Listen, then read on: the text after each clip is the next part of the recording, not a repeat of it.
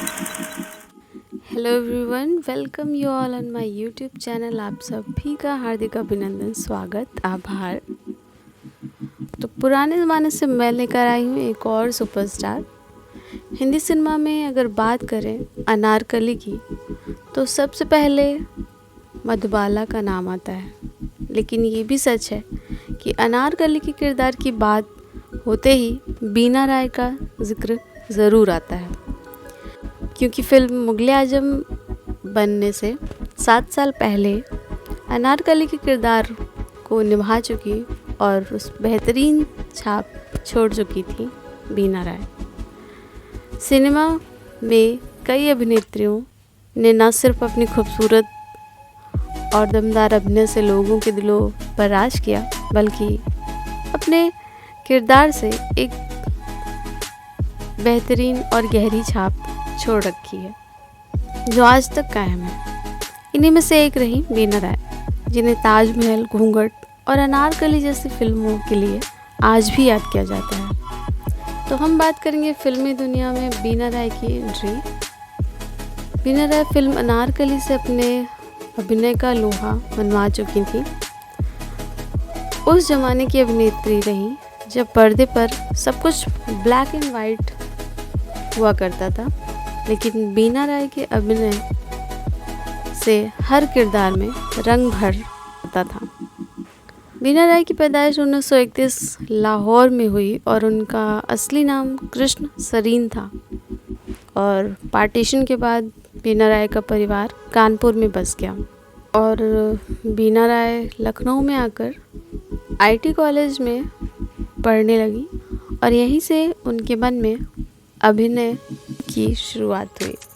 College के time से ही बीना राय नाटक के मंचन आदि में भाग लिया करती थी और एक न्यूज़पेपर में टैलेंट कंटेस्टेंट का ऐड देखने के बाद उन्होंने फिल्म में जाने का मन बना लिया। हालांकि इस बार उनके घर वालों को नहीं पता था। और फिर क्या था, बीना राय ने घर वालों के सामने मुंबई जाने की जिद कर दी और आखिरकार उनकी ये जिद मान ली गई। इसके बाद वहाँ जाकर उन्होंने कंटेस्टेंट के लिए अप्लाई किया और जीत भी गई। बतौर अभिनेत्री बीना राय की पहली फिल्म किशोर साहू की काली घटा हुई और माना जाता है कि कृष्णा शरीर को बीना राय नाम देने वाले निर्देशक किशोर साहू ही थे। 1951 में रिलीज़ हुई ये फिल्म खास कोई कमाल नहीं दिखा पाई, लेकिन बीना की खूबसूरती ने अपना जादू बिखेर दिया और प्रोड्यूसर्स उन्हें अपनी फिल्मों में लेने लगे और फिर उन्हें मिली फिल्म अनारकली और यहाँ से शुरू हुई उनकी लोकप्रियता की कहानी।